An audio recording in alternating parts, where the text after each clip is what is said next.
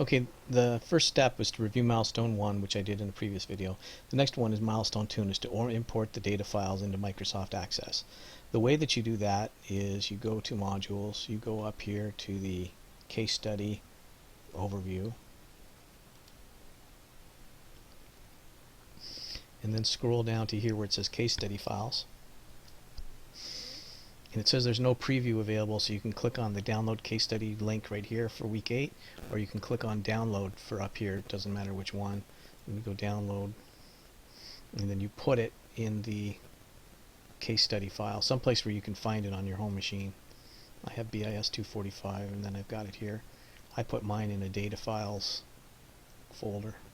Okay, so you'll download that. And then after you've got that, you've got to navigate to that folder. So I'm going to go back to the folder that I put it in. Case study data files of week 8, and I'm going to extract it all. Okay, see, then it opened it up, and now you can finally see what's in it. An appointments table, a patient's procedure in Excel, and a doctor's table in a doctor's data in a text file. Okay? So you've got all that. Now what we can do is we can start building the database. So what I'm going to first of all do here is I'm going to go to Access on my machine, or if you're on Citrix, go to on Citrix. And there you go.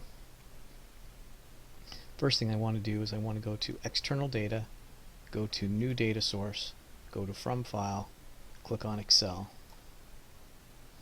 And then I'm going to browse into the folder where you saw me put the case study data files. Right here, case study data files week 8. And I'm going to grab appointments, click OK. Let it lead it to import the source data into a new table. So in importing this data, we're actually creating the table at the same time, although we might have to touch it up a bit. But click on OK. And you can see that it's got, that's what's in this data file. Click on this first row contains column headings to put the column headings up at the top. And then I just accept all the defaults and go to Finish. Close. Okay, so we've got appointments into the database. The next thing we've got to do is we've got to get the next Excel file. And you see what I did? So I'm not going too fast. I went to External Data. I went to New Data Source. I went to From File, and I clicked on Excel. Then what I did was I clicked on Browse. And now I click on Patients. And with Patients there, I click on OK. Click on OK. You can see there's the patient table with all of its columns. And I go again, first row contains column headings. This is my way of creating the headings in Access when it imports it. So I click on Next, and then go to Finish. So now you can see I've got an appointments table and I've got a patients table. And then what I have to do is go to, again, from File, go to Excel. Up comes a screen where I can browse. And then I would go to Procedure Table. I would click on OK. Again, first row contains column headings, and I can finish. So see how I've got appointments, patients, and procedure. I don't need this table 1 anymore, so I'm just going to right click on it and go down and delete it. It won't let me delete it while it's open, so I've got to shut it down first. There, now it's gone. Okay, next, the new data source. This time we're going to pull the data in from a text file. And that's going to be all of the doctor's information. So I click on Doctors, click on Open, click on OK, and I leave it as delimited because you can see that each of the columns is separated by a comma. So we're going to tell it that it's comma delimited, and you see how it's laying out the data so that we can see it in columns. That's what it'll look like in your database. We click on first row contains field names, and we click on Finish. Save the import steps. No, we don't need to do that, and just click on Close. Okay, so now we've got all the data, all the tables in here. So the next thing we have to do is we have to look at the Visio design that we had, and if you have that, look it up. I'm pulling it up right now. You see how we should have put, oh, I forgot to put these in here. Show attribute types. So we needed to have all of these formatted as text values as well.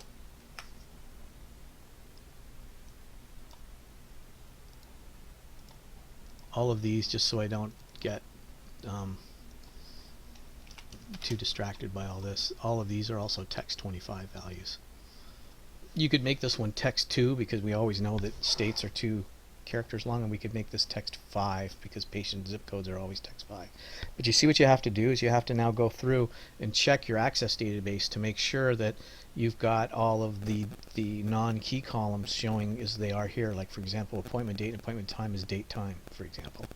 You know, everything else is text 25, including these should be text 25 right along here.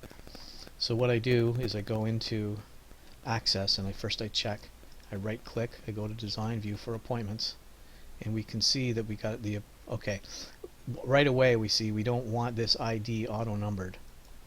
So we right click on that, we delete that row, and then what we do is we set appointment ID as the primary key. This is a date time. This should also be a date time because Microsoft Access guesses when it's doing this sort of thing. So we know that appointment date and appointment time both should be date time. Appointment location can be short text. Do I want to save the design of table to appointments? Yes.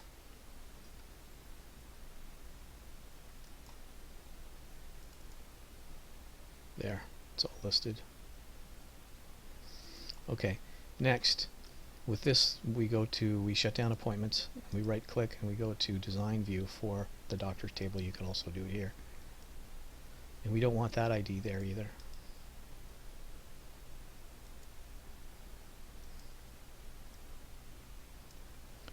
And we click on Doctor ID and we set it as the primary key.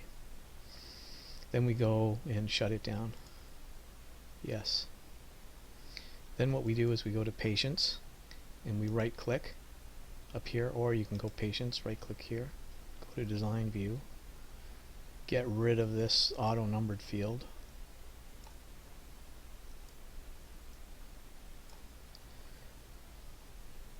and instead use this one, Patient ID, which is supposed to be short text.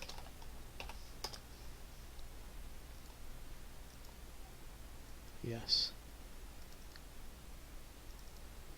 Okay, and then last of all, for the procedure table, I'm going to shut down Patients and Doctors. For the procedure table, then what we have to do is go to Design View, and we need to right click and we need to get rid of the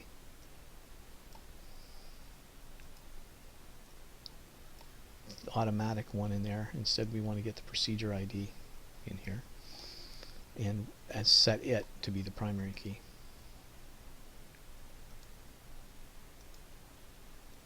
Okay, so now let's just do a quick look at everything to make sure it's okay. You got the appointment ID, you got the appointment time, you got the appointment date. Okay, there was nothing in the time. That's why Microsoft guessed that it would be a I don't know why the time isn't in there. They should have provided that. And there's the appointment location. Doctors. That looks fine, where the doctor ID is the ID given in the data. Patients is okay. Procedure. All that was okay.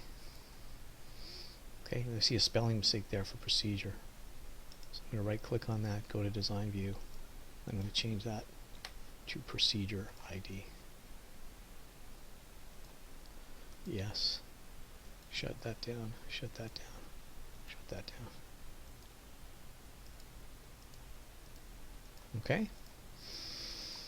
Okay, so that's it for this section of it, which is getting all of the data into the database. So, and you've got your tables created. The next thing to do is to consult the Microsoft Visio design and remember which ones of these had junction tables and how they were constructed, we've got to put these all together in a relationships window. So that's what's coming up next.